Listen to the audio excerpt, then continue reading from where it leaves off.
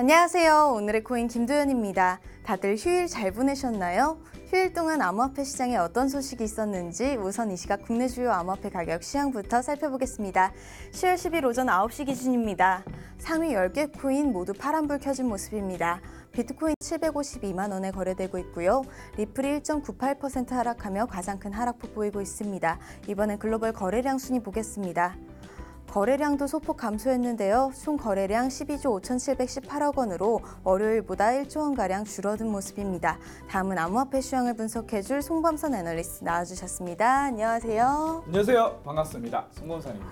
네, 전문가님, 최근 미국 연방법원이 암호화폐 ICO 사기 사건에 증권법을 적용할 수 있다고 했잖아요. 네, 그렇죠. 이것이 이제 미국 연방법원이 그동안 이제 2건의 ICO를 했다가 사기 혐의로 기소된 바로 막심 자슬라브스키에 대해서 증권법을 적용을 했습니다. 네.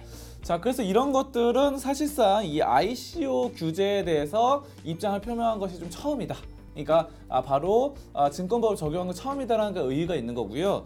일단은 암호화폐 전체로 봤을 때는 증권법 적용이 처음은 아니에요. 네. 예전에 이제 보시면은 SEC가 이 20만 달러 벌금을 내렸는데 어떤 특정 펀드에 바로 지금 이 SEC가 이 펀드가 투자회사로 등록된 바가 없다라고 했어요. 그래서 네. 투자회사라는 것 자체가 이제 증권법에 적용되는 투자회사거든요. 네. 자, 그래서 이런 것들을 말했었고 그것에 이어서 또 다시 이렇게 증권법에 대한 적용이 나와서 ICO 대한 것들 이런 것들이 지금 계속해서 반복되고 점점 기대가 높아지고 있는 상황입니다. 그럼 ICO가 증권법을 적용받으면 암호화폐 시장에는 어떤 영향을 미칠까요? 일단은 뭐 두 가지를 말씀드릴 수 있을 것 같아요. 뭐 첫 번째로는 나쁜 점을 말씀드리자면 규제가 강화된다는 점이죠. 네. 그래서 규제라는 것을 말씀드리자면 일단 세금이라는 게 증권 세금이랑 상품 세금 또 다르잖아요. 그렇죠. 그래서 증권 세금이 약간 더 과도하게 좀 매겨질 수 있다. 자, 그리고 이 ICO에 대한 규제가 강화되면서 ICO를 누구나 할 수 없게 될 수 있어요. 그러니까 이전에는 이제 ICO에 하는 것이 증권 거래소, 그러니까 뭐 코스피나 코스닥에 상장하는 것도 굉장히 쉬웠습니다. 네. 누구나 조금의 기술력과 아이디어만 있으면은 쉽게 만들었는데 이런 것들 때문에 너무 진입장벽이 없자 사기 코인, 뭐 스캠이다 이런 말들이 많이 나왔죠. 이런 네. 것들을 좀 막아줄 수 있는 그런 것들이 될 것 같고요.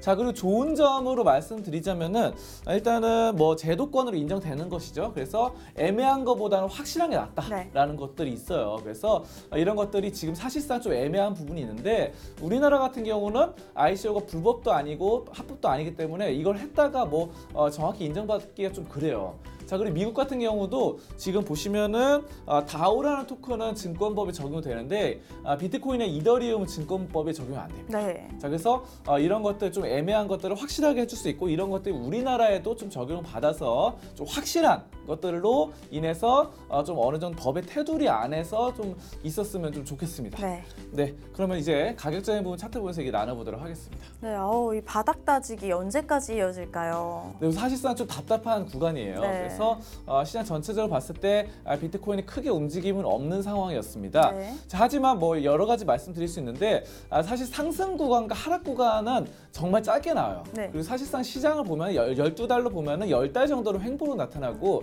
한 달 상승, 한 달 하락 뭐 이렇게 나타납니다. 그러니까 그렇죠. 여러분들이 좀 인내심을 가질 수 있는 그런 시간이 아닌가 싶고요. 자, 그리고 이더리움도 보겠습니다. 이더리움도 사실상 뭐 그전에 한글날 이전에 좀 크게 올랐다가 좀 약간 빠지는 모습이었어요. 네. 자, 근데 이더리움 같은 경우는 지금 캐나다에서 이더리움 블록체인 기반으로 한 익스플로어를 개발하고 있거든요. 자, 이런 것들 일본 보시면은 이 아까 익스플로어 개발한다는 게 이더리움 기반으로 한다는 게 지금 20일부터 했습니다. 저번 달. 그래서 이렇게 쭉 올라가는 상황이고 또 50일 이동평균선도 맞닿아가는 그런 상황이라서 골든 크로스에 대한 기대감 그리고 호재까지 뒷받침된다는 점 이더리움 좀 좋게 볼 수 있겠고요. 자, 그리고 안 좋은 점 시장 전체로 봤을 때는 지금 현재 거래량이 굉장히 적습니다. 네. 자, 그래서 이번 주 거래량만 봐도 올해 올해 중에서 거래량 중에서 최고로 낮은 거래량을 나타내고 있다. 가장 낮은 거래량이고요. 이런 것들 좀 피로감이 쌓였다는 거죠. 네. 자, 하지만 뭐 좋은 점도 있긴 한데 일단은 암호화폐 전문가 란 로이너가 이렇게 말을 했어요.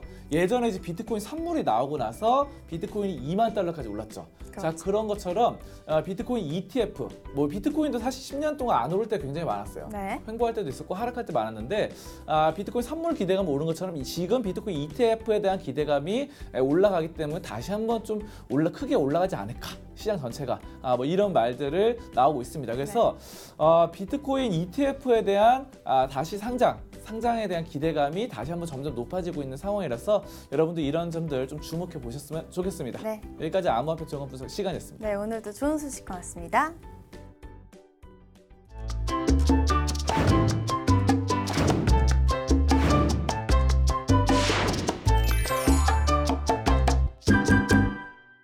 오늘의 코인 날씨입니다. 오늘은 홍콩과 아랍에미리트 그리고 우리나라의 맑은 소식을 하나씩 준비했습니다.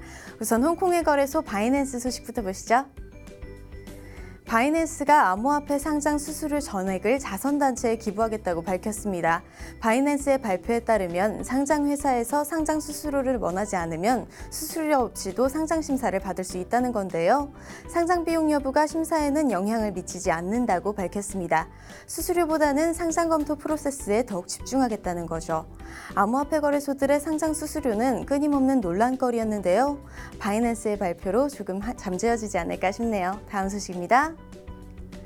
아랍에미리트가 내년 상반기 내에 ICO를 허용하는 방안을 적극 검토하고 있습니다.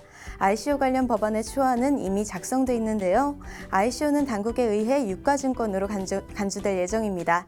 아랍에미리트는 2달 전 첫 번째 이슬람 암호화폐 거래소를 출범하기도 했는데요. 점점 많은 국가들이 암호화폐와 ICO를 제도권에 들이고 있는 것 같네요. 마지막 소식입니다. 카카오의 블록체인 계열사 그라운드X가 자체 개발한 퍼블릭 블록체인 플랫폼 클레이튼을 홈페이지에 공개했습니다. 디앱 개발자 유입만이 아닌 블록체인을 잘 모르는 이용자도 쉽게 접할 수 있도록 만들었는데요. 현재 그라운드X는 파트너 10여 곳과 함께 클레이튼을 시범 운용하고 있습니다. 오늘은 미국 샌프란시스코의 블록체인 위크에서 개발자와 기업 대상으로 발표회도 연다고 하는데요. 카카오의 이 같은 행보가 국내 시장에도 긍정적인 영향을 미치길 바랍니다. 정부가 암호화폐와 ICO를 육성한다면 2022년쯤엔 어떻게 바뀌어 있을까요? 한국 블록체인 협회가 실시한 한 연구에 따르면 최대 17만 개의 고용 창출 효과가 일어날 거라고 예측했습니다. 현재 암호화폐 거래소의 금융과 IT 분야에서 만들어진 일자리만 1,500여 개를 넘어서고 있는데요. 거래소 세금 납부 또한 지난해부터 올해 9월까지 약 1,656억 원에 이른다고 합니다. 이런 연구 결과도 나와 있는 상황에서 하루빨리 암호화폐와 ICO에 대한 정부의 가이드라인이 나와야 할 것 같습니다. 지금까지 오늘의 코인 김도연이었습니다.